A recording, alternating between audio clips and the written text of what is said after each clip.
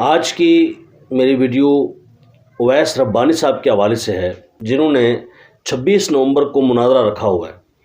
وہ مناظرہ ہوگا یا نہیں ہوگا، میں اس پر تو کلام نہیں کرتا کہ یہ ہوگا یا نہیں ہوگا۔ لوگ کلام کر رہے ہیں، اس پہ بے شمار ویڈیوز بنی ہوئی ہیں، لیکن میں اتنا ضرور کہوں گا کہ مرزا جیلمی کا غرور خاک میں ملا دیا ہے اویس ربانی صاحب نے۔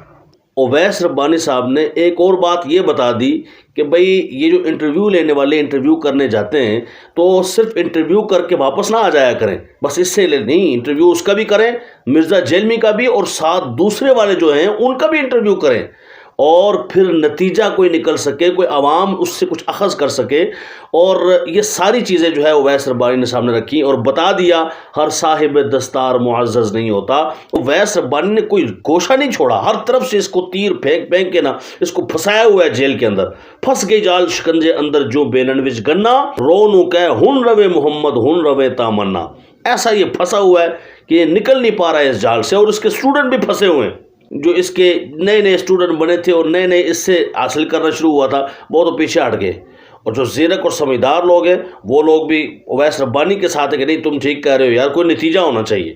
کتنی خوبصورت بات کی ہے اویس ربانی نے۔ اس نے کہا کہ تم کہتے ہو مناظرے میں کچھ نہیں رکھا ہوا، کچھ نہیں رکھا ہوا تو پھر کیوں کہتے ہو مفتی منیب کو میرے سامنے لاؤ، بڑے کو لانچ کرو، ان کو ہوا لگاؤ، باہر نکالو۔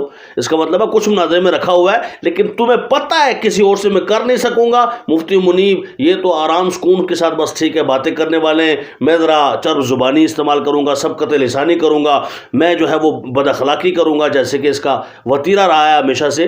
کوئی بھی اینکر اس کے سامنے اونچی بات نہیں کر سکتا، کوئی بات کرے تو یہ فوراً پڑ جاتا ہے، اور اویس ربانی نے یہ ریت توڑ دی ہے۔ اب باقیوں کے لیے اس نے راہ کھول دی ہے کہ اب وہ لوگ جو اینکر بن کے جاتے ہیں اس سے انٹرویو لیتے ہیں، صرف انٹرویو ایک سائیڈ کا موقف سامنے نہ لائیں بلکہ دوسری طرف کا موقف بھی سامنے لائیں تاکہ عوام کو نتیجہ نکالنے میں آسانی ہو سکے۔ اس نے کہا یار کتنے تم نے علمی مباحثے کیے ہیں، بالکل سامنے تھم نیل پہ لکھا ہوا ہے کہ فلاں بچوں کے ساتھ مرزا انجینئر کا علمی مباحثہ، مفتی منیر کے ساتھ علمی مباحثہ، فلاں کے ساتھ علمی مباحثہ۔ تو ایک مباحثہ اور کر لو نا، چلو مناظرہ نہیں کرتے علمی مباحثہ کر لو۔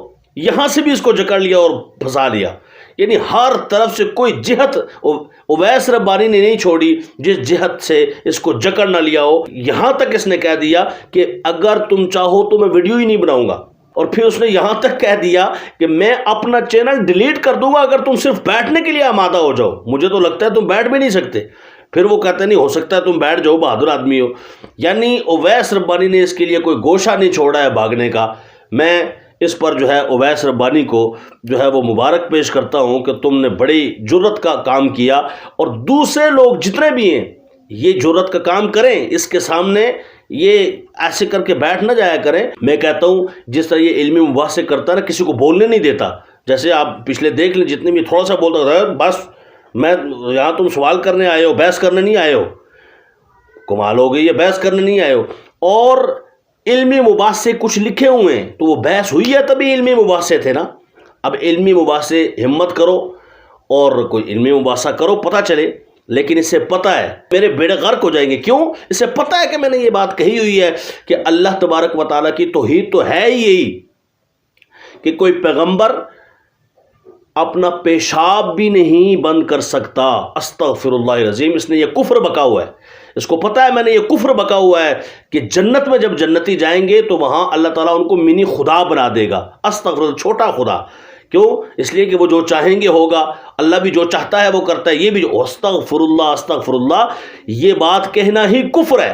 اور اس کو معلوم ہے اس طرح کی باتیں جو میں نے وارداتیں ڈالی ہوئی ہیں، اللہ کے سامنے نبی تو شے ہی کوئی نہیں، صحابہ تو شے ہی کوئی نہیں، علی تو شے ہی کوئی نہیں، ولی تو شے ہی کوئی نہیں، وغیرہ وغیرہ۔ اسے پتہ ہے میرے پاس ان بونگیوں کا اور گستاخیوں کا کوئی جواب نہیں ہے، ولہذا یہ سامنے آنے کی ضرورت نہیں کرتا۔ اسے معلوم ہے میں نے کہا ہوا ہے کہ صحابہ سے زیادہ ہمیں قرآن پڑھنے کا ثواب ملتا ہے۔ صحابہ قرآن پڑھتے تھے اور وہ زبانی پڑھتے تھے کیونکہ اس زمانے میں لکھا ہوا ہوتا نہیں تھا، تو ان کو ثواب ملتا تھا 1 گنا، یہ اس نے کہا ہوا ہے۔ اور ہم جب پڑھتے ہیں دیکھ کر پڑھتے ہیں، پڑھنے کا ثواب الگ ہے، دیکھنے کا ثواب الگ ہے، اور پکڑنے کا ثواب الگ ہے، یہ سارے ثواب ملا کے کہتا ہے ہمیں تو صحابہ سے زیادہ ثواب ملتا ہے۔ حالانکہ حضور کی صحیح حدیث پاک موجود ہے سیاستہ میں کہ میرا صحابی اگر 1 مد یا آدھ مد جو اللہ کی راہ میں خیرات کرے، اور کوئی بھی مومن بندہ بڑے سے بڑا ولی چاہے کیوں نہ ہو، وہ احد پہاڑ کے برابر سونا خیرات کرے تو پھر بھی کسی صحابی کو نہیں پہنچ سکتا۔ جب یہ معاملہ ہو جائے گا، 26 نومبر گزر جائے گا، تو ہم اویس ربانی صاحب کو پوچھیں گے پروگرام جاری رہا یا ختم ہو گیا۔ اس کے بعد جواب انہوں نے دینا ہے۔